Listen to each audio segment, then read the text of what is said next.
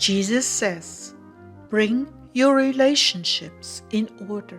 Make amends so healing may flow. November 3rd, 2015. Words from Jesus through Sister Clare, spoken by Jackie.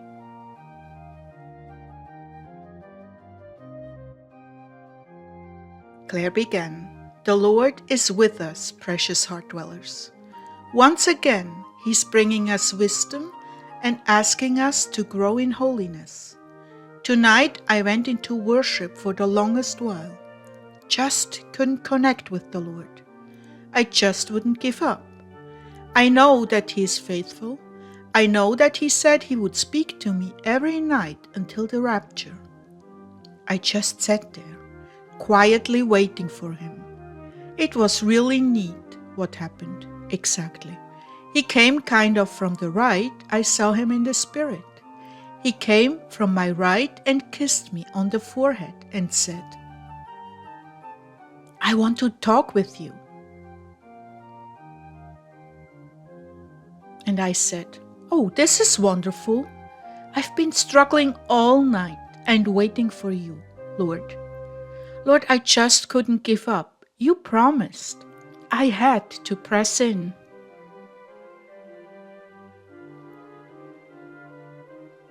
I did promise, but also I love you. It's not just about duty, you know.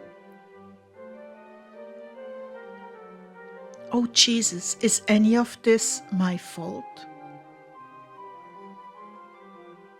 No, Clare, you're getting opposition, a wall of opposition.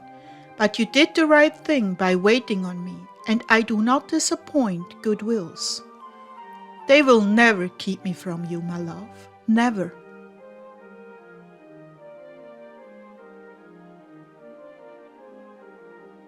It made me teary-eyed when he said that. It was very touching.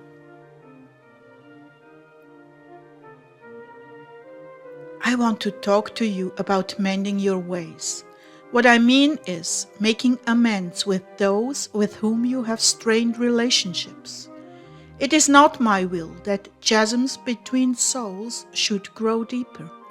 No, it is rather my heart that you should rush to make amends and make it right, even if they are the ones who are wrong.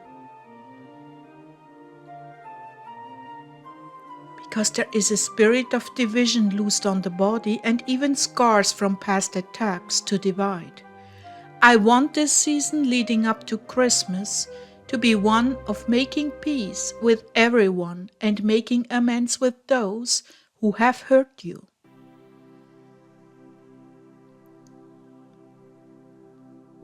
I was thinking right away of a certain pastor that put a wet towel over me. We ended up leaving that church. Yes, for instance, that pastor. Oh, Jesus, the very thought of it makes my heart sink. I know, but it must be done. I want closure with those who have slighted you and whom you have slighted. I want healing between factions and divisions. I want nothing hanging over your heads and holding you back. Imagine an anchor to the deep. The ship wants to move forward without hindrance, but something deep down, unseen, is slowing the forward motion. Those are hindrances from unhealed wounds and unresolved relationships. Even if it be only one way, still I can complete that freedom in my spirit as long as nothing is still sticking to you. Many have several anchors to deep, dark issues that hold them back from forward motion. It is not commonly realized how much these things affect the direction of your life, either pulling you back or pulling you off course, even just a little to the right or the left. This is a time of forward motion for my body, my bride, and I want her to be free from hindrances. free to minister, free to seek me without questioning yourselves about guilt or hidden condemnations, without fuel for the fires of condemnation, making sure that relationships have been squared away, or at least an attempt to bring about reconciliation is very important to this process. You see, when one issue is still lurking in your life, it drags and provides fuel for the enemy to throw up accusations, be they true or false. But when you have done everything in your power to make amends, I close off that avenue that could become a constant underlying source of condemnation that will weaken your resolve as you go to pray for people. Yes, Lord, I've often heard something thrown up in my face telling me I wasn't qualified to pray because of such and such, or that you did this or did that, so God's not going to hear your prayer.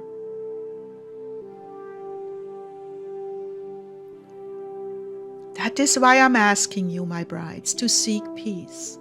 Simple little gestures, a card, a word of reconciliation, a thank you, perhaps even a gift.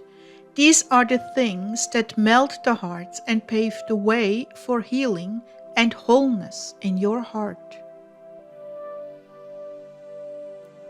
Like the inspiration I had to have a couple over for dinner, Lord. Yes, I'm dropping little hints in your hearts, little things, gestures, and even reaching out a little more to make amends. Oh, how freeing this will be. The enemy has used these unseemingly insignificant things, torn or fractured relationships, to cause a darkness in your hearts, either from wounds received or rejection, or from your own bad attitudes.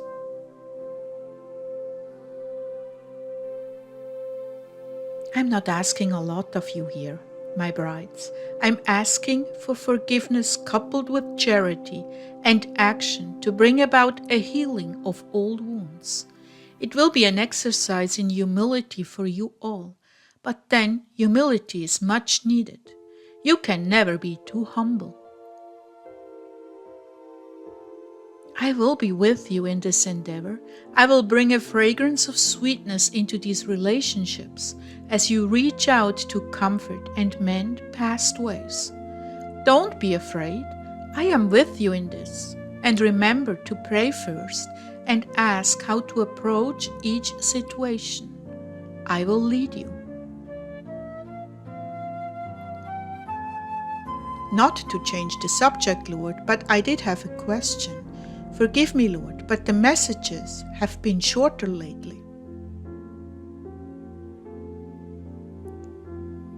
My beloved, I'm not here to entertain or fill the air with words or tickle fancies such as rapture scenarios.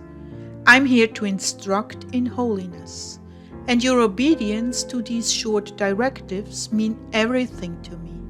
You see, with obedience comes increased blessings. Grace builds upon grace. You are all growing in the beauty of holiness. Treasure these words and act on them. They are specific and timely for you all. I bless you now with the firm resolve and humility to go and make peace with those who have injured you in the past or whom you have injured.